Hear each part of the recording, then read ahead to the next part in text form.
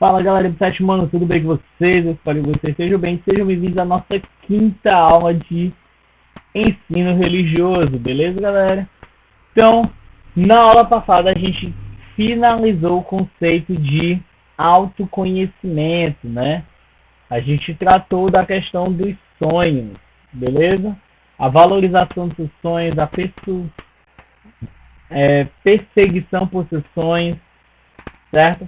Ou seja, a sua força de vontade de conquistar seus sonhos e de realizá-los, né? Beleza?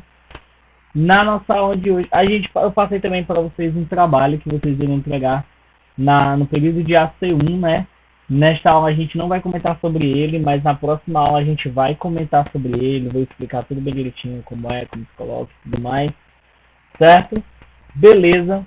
E nessa nossa aula de hoje a gente vai entrar num outro tópico que é a ideia do conhecimento da realidade. Primeiro a gente buscou o nosso próprio conhecimento, você se autoanalisar, se auto-perceber, se auto-se-identificar.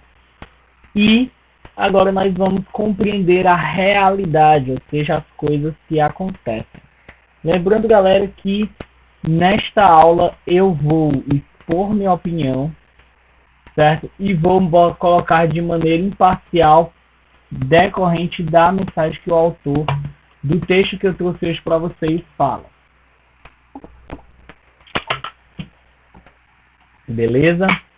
Então, pegue caderno, lápis, borracha, lapiseira, tudo que vocês acham e julgam ser necessário para essa aula de hoje.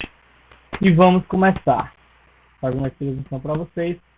Galera, o texto que a gente vai tratar é a violência, drogas e violência são irmãs. Ou seja, a violência, o nome do texto, e o subtítulo Drogas e Violência são irmãs. Esse texto aqui é muito mais relacionado a um texto jornalístico, certo, do que um texto narrativo ou dissertativo, ou descritivo. Então vamos lá. Os dados são assustadores. Aliás, é um texto parecido com um texto dissertativo.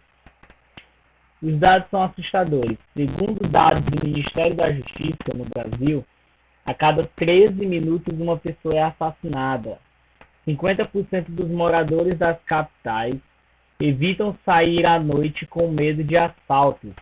O Brasil é o terceiro maior mercado de carros blindados no mundo. Enfim, se continuássemos nessas estatísticas, ficaríamos literalmente assustados. Galera, o que esse trecho nos fala?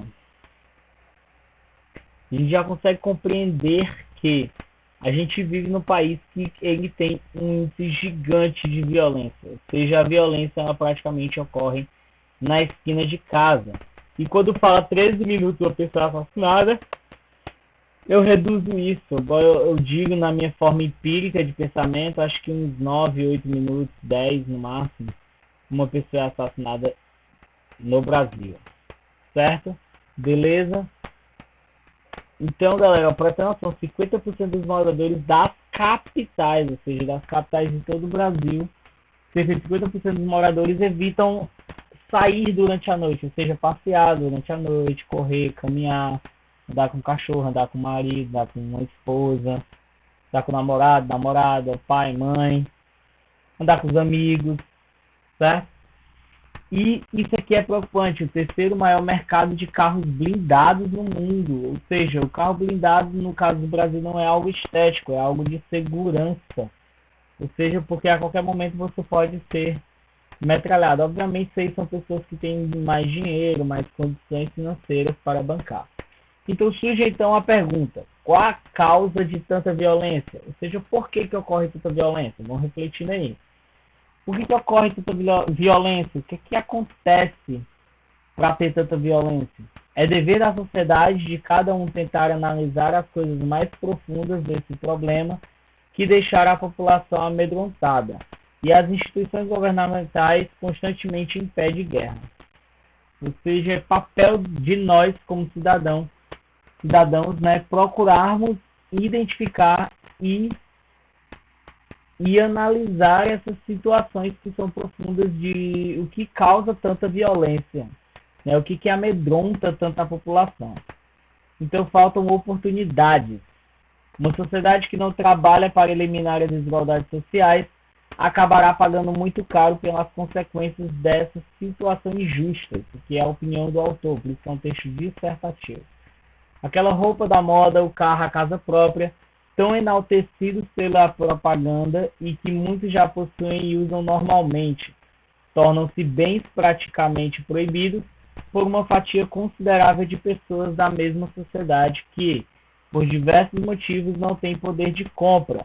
Ou seja, o autor do texto ele trata a ideia da violência como algo relacionado com as desigualdades sociais, ou seja, a questão de pessoas com mais condições de riquezas e pessoas com menos concentração de riqueza, ou seja, pessoas que vivem e ficam dizendo que têm roupa de marca, tem carro, tem casa, e isso vem enaltecido pelo processo midiático da população, ou seja, os meios de comunicação, Instagram, Facebook, televisão e tudo mais, faz com que isso se torne praticamente proibido para uma quantidade considerável de pessoas da mesma sociedade. Certo? Para vocês terem noção, na nossa população existe apenas 1% da população é considerada como rica. Ou seja, só 1% de toda a população do Brasil é considerada rica. O resto tudo é da classe média para baixo. Beleza? Professor Reinaldo, se eu concordo com ele? Não. Eu concordo em partes. Concordo que sim, a violência ela tem algo relacionado a desigualdades sociais, mas ela vai muito mais à questão de educação e índole do que propriamente da desigualdade social. Porque a gente não vê traficantes tentando mudar de vida e quando mudam voltam a ser pessoas boas. Não, isso continua. Outra questão também que a gente vai ver do próximo parágrafo. Então, dessa forma, o cidadão não tendo possibilidade de obter seus direitos, tenta conseguir-nos apelando à violência. O mercado das drogas emprega atualmente milhares de crianças e adolescentes, tanto embora de forma própria, uma esperança econômica, dando, embora de forma própria, uma esperança econômica para eles e para toda a família. É dinheiro fácil que chega ao bolso do traficante através do dependente químico, cliente fiel. Galera, analisando o que ele tem dizendo aqui que quando o cidadão ele não consegue obter os direitos que a ele cabe, ou seja, que a Constituição dá para ele, eles tentam conseguir esses direitos através da violência, através da agressão. Não necessariamente uma agressão física, mas uma agressão verbal, uma agressão psicológica, até mesmo física também, por aí vai.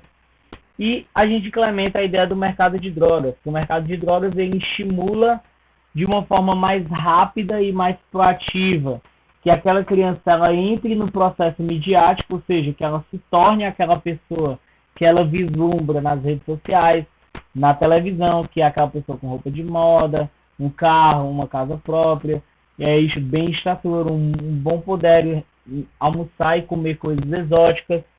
Então eles acabam indo para essa situação para conseguir dinheiros mais rápido e daí eles conseguirem sustentar a eles mesmos e a própria família, certo? Normalmente começa-se com os 12, 13 anos que eles começam com essa ideia.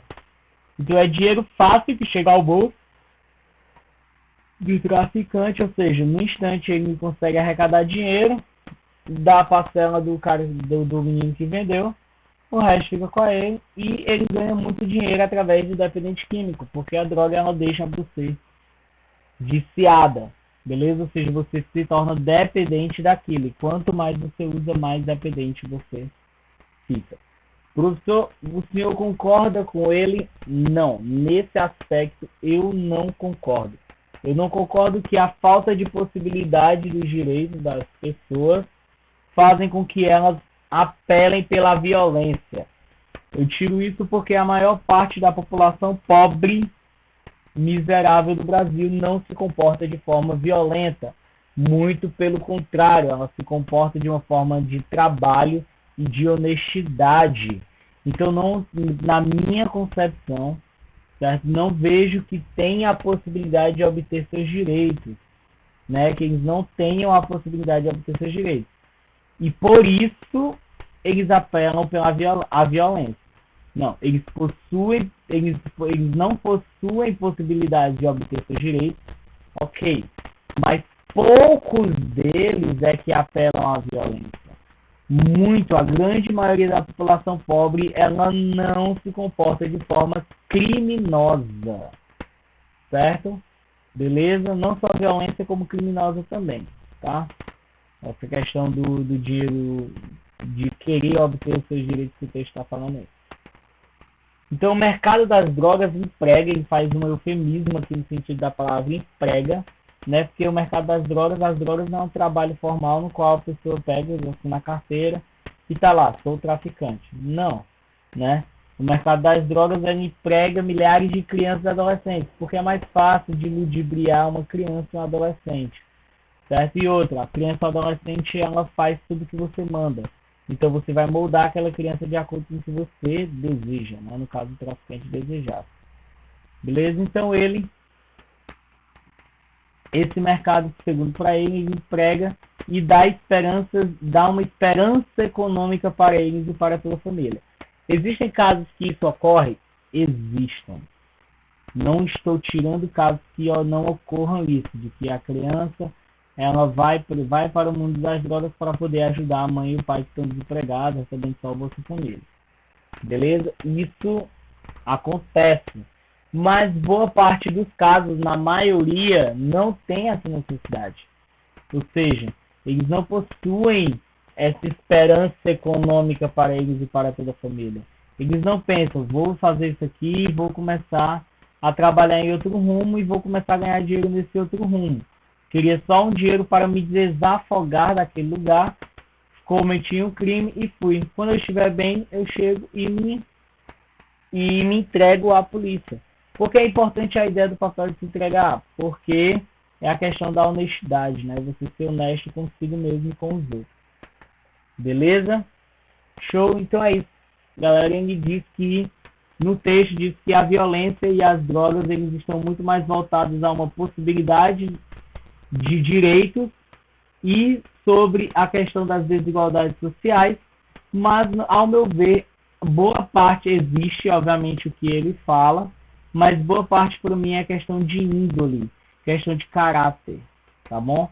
E eu tiro isso porque se fosse por questão de possibilidades de conseguir obter as coisas, a gente não existiria o crime do colarinho branco, né? Que são os crimes de deputados federais, presidentes.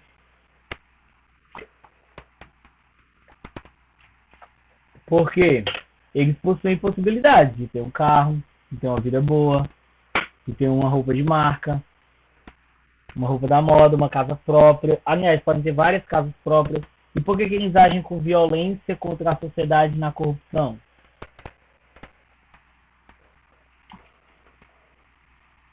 E outra, quando o homem bate na mulher, qual é o direito que ele está querendo buscar? A não ser que seja um direito que para ele possua. Entendeu? Então, da população pobre, galera, a maioria da população pobre periférica não se envolve com esse tipo de mercadoria, no caso, o mercado das drogas. Eles podem conhecer e não falar por medo, mas eles não compactuam com a situação. Beleza? Então, galera, esse texto aí que vocês estão vendo é Diga Não às Drogas e a imagem é do nosso Caio, né, do Caio e o Snoopy, que Paul Ribera fez esses personagens de desenhos animados viciados, né? No caso aí, o nosso amigo Caio, ele é viciado em heroína, beleza? Ele se aplica uma agulha sobre as veias. Então nós temos alguns tipos de drogas muito piores, né? Que a heroína é uma delas, que a dependência fica da primeira injetada.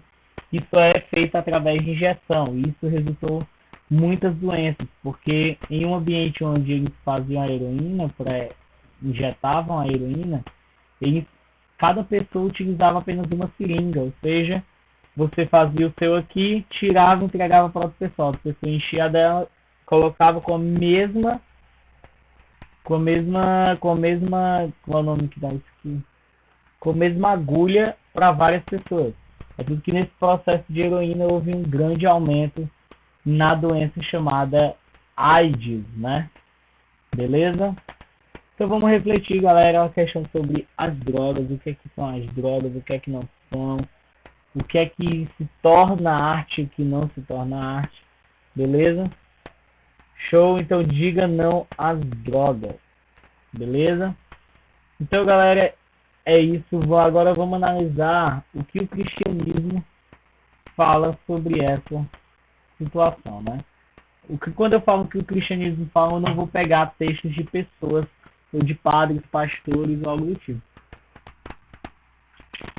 Quando eu for falar, eu vou direto na fonte, que é a Bíblia, beleza? Então, todas as coisas me são ilícitas. 1 Coríntios 6,12. Todas as coisas me são lícitas, mas nem todas as coisas convêm. Todas as coisas me são lícitas, mas eu não me deixarei dominar por nenhuma. Olha que crucial isso aqui para a questão dos vícios, né? Todas as coisas me são lícitas, eu posso fazer o que eu quiser, mas nem todas as coisas convêm, ou seja, nem todas as coisas que eu posso e tenho o domínio de fazer, eu faço ou não faço, ou seja, nem todas elas me convêm com a personalidade que eu tenho, com o tipo de pessoa que eu tenho, com o tipo de sociedade que eu convivo, certo? Ou seja, eu posso fazer qualquer coisa, eu posso roubar, eu posso matar, eu posso fazer tudo isso. Mas será que convém em meio à minha moral, à minha ética e o meu meio social? Aí vai depender da sua concepção disto. E todas as coisas me são lícitas, ou seja, todas as coisas que existem no mundo são lícitas a ela. Mas eu não me deixarei dominar por nenhuma. Que é a questão, galera, a droga, ela não entra como apenas, ela entra como uma ideia recreativa, e da ideia recreativa ela começa a passar a ter domínio do seu domínio, né, do seu intelecto, do seu instinto, da sua necessidade. Então você acaba se viciando e praticamente toda hora vai ter que ficar lá repondo. E o pessoal fala muito referente à maconha em si.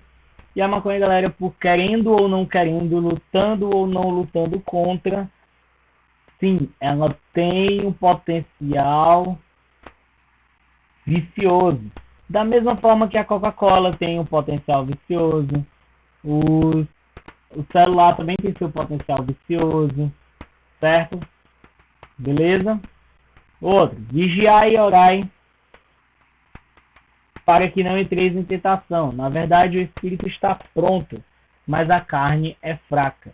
Ou seja, se você estiver envolvido, inserido em ambientes que remetam àquilo, você vai acabar fazendo também. Beleza? Então, por isso, segundo no cristianismo, Mateus 26:41, vigiai e orai para que não entreis em tentação. Ou não sabeis que o nosso corpo é o templo do Espírito Santo, que habita em vós, proveniente de Deus, e que não sois de vós mesmos? Ou seja, a ideia do nosso corpo para o cristianismo é templo e morada do Espírito Santo. Ou seja, Deus nos deu esse corpo para que nós possamos contemplar seu Filho, o Espírito Santo, certo? Em nós mesmos, certo? E, obviamente, não são só aquela pessoa daquela localidade, né? Vai ter outras pessoas naquela localidade com a mesma proposta. Então, porque fostes comprados por um bom preço? Glorificai, pois a Deus no vosso corpo e no vosso espírito, os quais pertencem a Deus. Beleza? Então, não se gabem, certo? Não se gabem quando você consegue adquirir algo. Na minha concepção agora, na minha concepção religiosa, eu acredito que essas pequenas situações que acontecem do nada e que nos salvam de muita coisa, eu chamo de Deus, né? Você chama do que você bem entendeu. E o que o Espiritismo fala, galera? Então, o Espiritismo ele tem uma ideia muito voltada com o processo espiritual existencial. Ou seja, o espiritismo ele trata muito a questão do vínculo espiritual mais palpável, né? Ou seja, eles conseguem fazer uma coisa chamada passos, que ele faz a interligação do mundo físico para o mundo espiritual, e ali há esses processos de comunicação, certo? E, segundo o espiritismo, a ideia do viciado, ou seja, a pessoa que possui vícios, certo? Eles se tornam catíveis às garras dos insaciáveis parasitismos, ou seja, os parasitas, aqueles espíritos que ficam perto de você se alimentando da sua energia vital, e do vampirismo, né? Que é praticamente a mesma ideia, só que ele suga as suas condições e até mesmo leva vocês a realizarem tais situações, né? Então, experiências de vida que poderiam ser nobres, dignas, proveitosas, tornam-se vergonhosas e inúteis, estimulando de capitulações desastrosas. Famílias inteiras são quase sempre afetadas por essas ruínas morais de profunda repercussão. Na verdade, o vampirismo é apenas um fenômeno de simbiose que tanto ocorre entre os encarnados quanto entre os desencarnados. Isto é, qualquer vício não termina com a desencarnação. O espiritismo também acredita muito na questão de desencarnar e reencarnar. Desencarnar é quando você morre e vai para o plano espiritual, e reencarnar é quando você sai do plano espiritual e volta para o plano físico, que no caso é a Terra. Beleza? Então, nessas situações, para o espiritismo, ele também comenta que os vícios eles perduram por toda a sua, digamos assim, a sua alma, né? Podemos dizer assim. Beleza? Que no caso a gente pode chamar de consciência, né? Ou seja, a consciência do espírito lá, de que ele estava vivendo aquilo, ele se torna um espírito não ruim, mas um espírito ficando muito pesado por estar querendo vivenciar aquilo que já não existe mais, ou até mesmo existe quando outra pessoa está fumando e você fumando, né? Ou seja, com aquele vício que você tem, você vai e se enquadra e fica perto, próximo a ele. No caso, o espírito, né? Por exemplo, a ideia do espírito que ele fica próximo a você e por aí vai. Então, nesse contexto aqui, é porque eu já estou pulando para a questão dos fantasmas.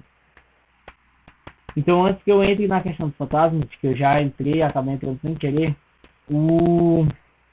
essa ideia de que quando você tem vício no período de desencarnação que você está fazendo, consequentemente, quando você passar por outro plano e esse outro plano te fizer retornar para a Terra, digamos, vou botar Terra entre aspas, né, voltar para o espaço físico, a dimensão física, você ainda possivelmente, a pessoa que voltou dessa desencarnação, ou seja, a pessoa que se reencarnou ou reencarnou em outra pessoa, ela vai vir com potenciais, nem que sejam pequenos e minúsculos, daquele vício, porque os vícios, eles se tornam algo que vai de vida a vida, né?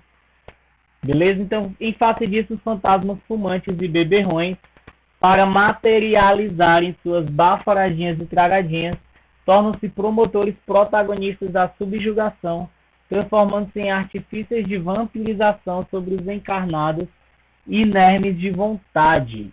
Ou seja, situações em que espíritos viciados se locupletam nos vapores etílicos e nas deletérias baforadas do mal cheiroso cigarro.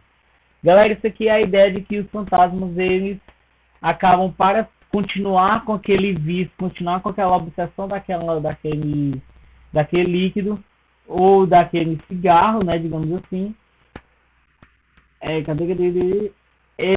Esses fantasmas, bota aí cigarro, no caso, espíritos, eles tornam-se promotores protagonistas de subjugação, ou seja, os espíritos, eles começam a agir de forma que eles não agiam, ou seja, eles começam a agir no processo de cutucar, de ficar dizendo, olha, tá? No processo de ficar perto e sugar a energia daquela pessoa, certo? Ou seja, como se fosse um vampiro mesmo. Ele se engancha no corpo e vai sugando até que não tem mais e a pessoa fica muito debilitada. Algumas pessoas podem falecer, outras ficam muito mais debilitadas mesmo. Beleza? Então esses fantasmas eles acabam sendo protagonistas dessa situação e acabam que fazendo outras pessoas perceberem dessa situação e eles não morrerem de entre aspas, né? Ou seja, eles continuarem mantendo esse ritmo, ou seja, mantendo o ritmo da vida deles nesse período do plano espiritual. Então tudo que remete à vida dele, pelo menos até onde ele tem de consciência, certo? Vai... Acabei me perdendo. Pronto.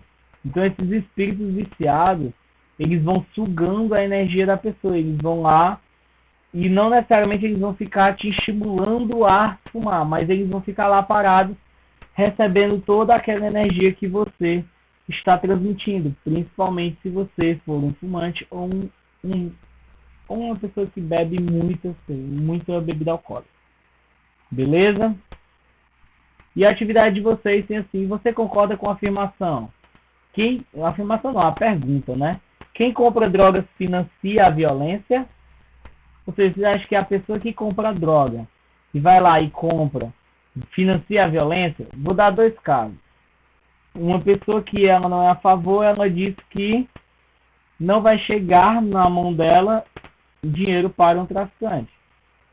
Já na outra questão, na outra situação, existem situações em que teve um caso de uma menina que ela chegou e disse assim que ela faz uso de entorpecentes, né?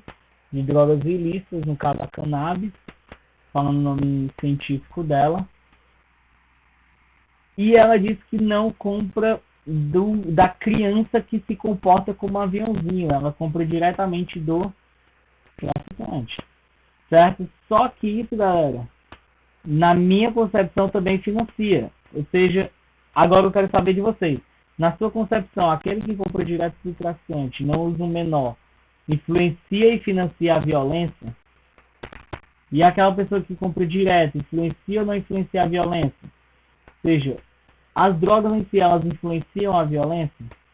Por quê? Você acredita que você pode ser vítima dessa violência? Ou seja, existem pessoas na sua casa, amigos, familiares que estejam passando por isso? E na 2, o que você faria para ajudar alguém que caiu nas garras da droga? Ou seja, o que você falaria, como você agiria se um amigo seu muito próximo estivesse no mundo das drogas e você tivesse descoberto? O que é que você faria? Beleza? Então a atividade... daqui eu sem querer deixar as instruções da aula passada, então esquece isso aqui. Então a atividade de casa está descrita na videoaula, em seguida envie-me pela agenda Edu, beleza? Essa para o pessoal da modalidade online, vamos enviar com a numeração da aula no aula 5, a disciplina ensino religioso e a descrição da atividade, no caso videoaula, e terão que entregar até dia 25. Já os demais alunos que estão na modalidade presencial terão que me entregar os cadernos na nossa próxima aula presencial, beleza? No caso seria na próxima semana, né? Então é isso, galera. Nos sigam nas redes sociais, nosso canal no YouTube, dá aquele like maravilhoso, nos acompanhe pela agenda do e eu estarei disponível nas sextas-feiras no período de aula online. Então, galera, de primeiro diga não às drogas, não financiem esse mundo de entorpecentes por aí. E, galera, conheçam a realidade e observem mais o que está acontecendo à sua volta. Mesmo que você não tenha interesse, mesmo que você não consiga compreender muita coisa, o importante é você buscar o conhecimento. Beleza? E conhecer a sociedade em que você vive. Pesquise problemas que acontecem aqui no Brasil. Pesquisem problemas que acontecem aqui no Ceará, no Maraturi, Calcaia, Jurema e por aí vai, aonde for a sua localização de residência. Beleza, galera? Então é isso. A gente vai ficando por aqui. Espero que vocês tenham gostado. E, meus amores, até a nossa próxima aula. Valeu!